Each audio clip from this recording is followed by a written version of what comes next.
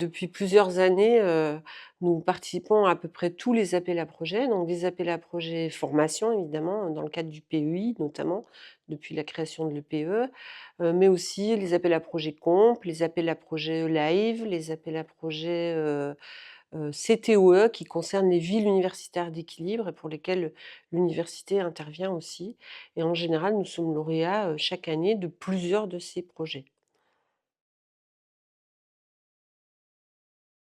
Alors, il s'articule avec la stratégie de notre structure, pour plusieurs raisons, en fait. La première, c'est que ça nous permet de créer une dynamique structurante entre nos 5 sites, puisque on dépose des projets sur chaque site, mais dans une dynamique, commune.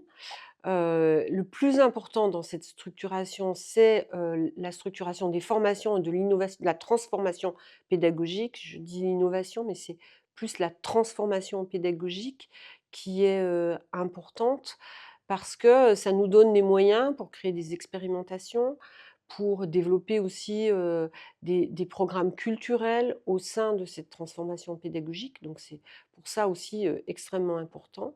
Et puis ça structure aussi les liens entre l'administration et la pédagogie, puisque nous avons, installé au sein du service des affaires générales, une petite cellule d'accompagnement au projet.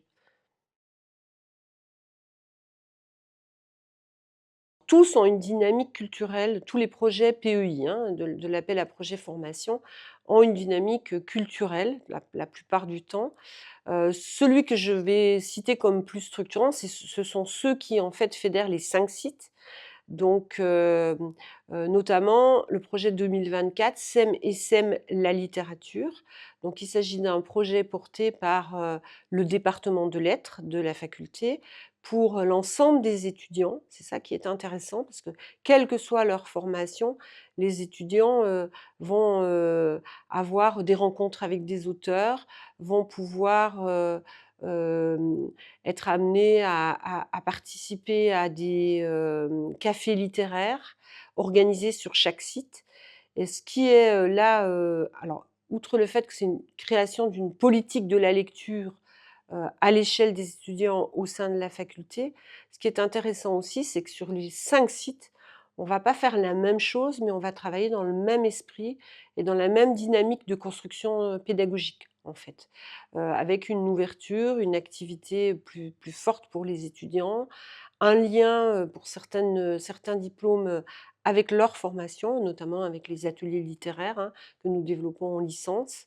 Donc c'est une dynamique, qui se structure, à la fois par les 5 sites, par la transversalité du projet et qui n'intéresse finalement pas que les profs de lettres, mais l'ensemble de la communauté parce qu'évidemment, apprendre à lire, même comme adulte, puisqu'on apprend à lire tout au long de sa vie, c'est fondamental. Ici, on peut accompagner, toutes les disciplines finalement, hein, qui participent de près ou de loin, à cette structuration.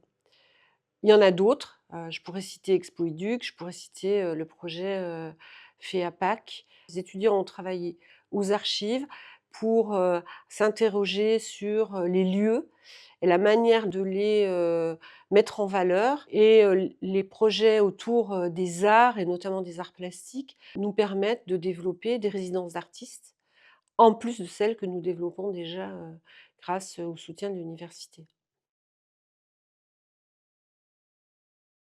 Le projet Expo-Éduc, celui, où on a fait, cette exposition de lieux, j'ai vu travailler les étudiants quand ils ont installé l'exposition et j'ai eu beaucoup d'échanges avec eux et ils ont été très, très intéressés par le fait qu'ils ont porté le projet avec leurs enseignants du début à la fin. Ils ont travaillé aussi avec la direction de la communication de la faculté, hein.